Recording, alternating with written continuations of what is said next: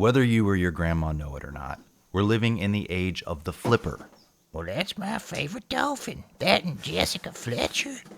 While this may not make sense to the average people with Area 51 raids and the new Yeezys to think about, to people who watch the sort of Google server fillers that this channel produces, they get it.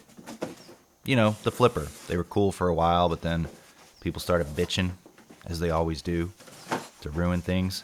I just can't get excited about flippers anymore. Well, that's a surprise because it is a damn knife. So the people who've complained about pocket peckers for years got their wish. The front flipper. I mean, I know front flippers have been out for a while, but let's pretend like they're new. Like the Real Steel Metamorph G5 version 2 sprint run with G10 and N690 steel exclusive to Indiana Knives, who sent this for review. 2018 code. They want to know how it feels to get cut by their knife. So let's look at the overall length and weight. How was your 4th of July? Blade length and cutting edge? Did you finally blow it off this year? Drink too much? I hope so. Handle size and grip area. And just so you know, if you didn't do any of this, you're letting America down.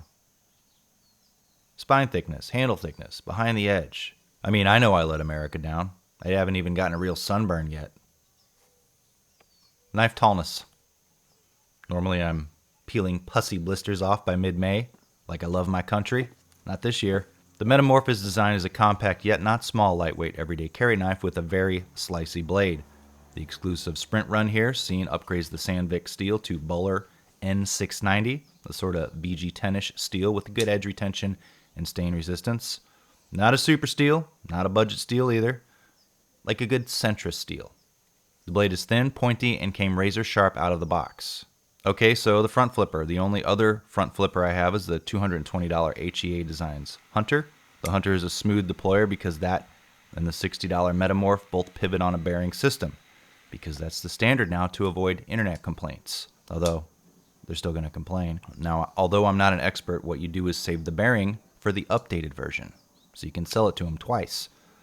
The Metamorph is kind of long and thin, and there's a small learning curve to consistent deployment before you take a video and upload it to Instagram with the Juno filter. To be fair though, most front flippers are like this. I generally flip with my thumb like this. And comparing it to the Hunter, there's a little more room to grab onto on the Hunter and hold the knife because of the pocket clip.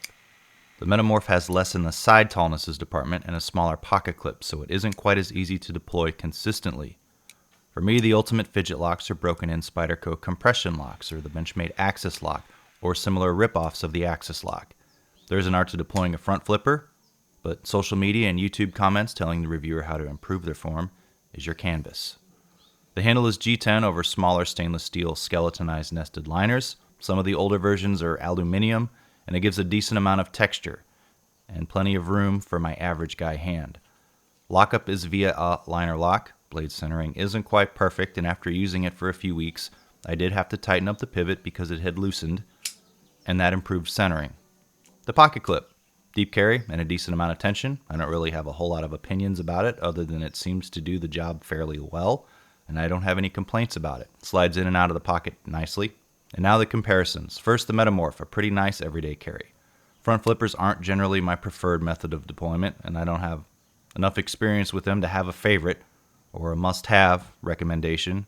As a standard slim EDC knife, it gives you a decent amount of blade and handle, but also keeping it light and small in the pocket, so the Metamorph does its job.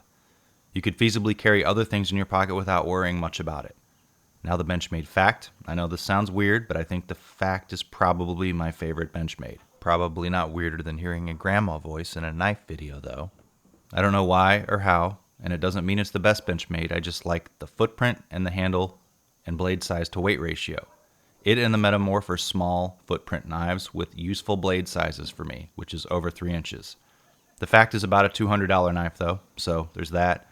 And the HEAdesigns Hunter, a $220 knife, a smaller and fancier front flipper. Fit and finish are close to the same as the Metamorph. I don't see any real, differences as far as quality goes, although the HEAdesigns is a more complicated knife to make, and it's made from fancier materials. Sometimes I feel like a fancy boy. You know what I mean? I like the Hunter, but don't carry it much because it's a little smaller than I like in an everyday carry.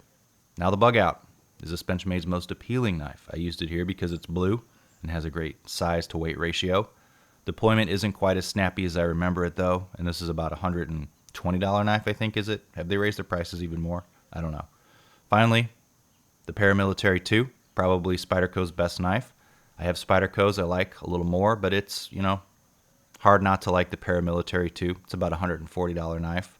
I like everyday carries with a larger than 3-inch blade, a 3.5-inch grip area or larger, and around 4 ounces or lighter.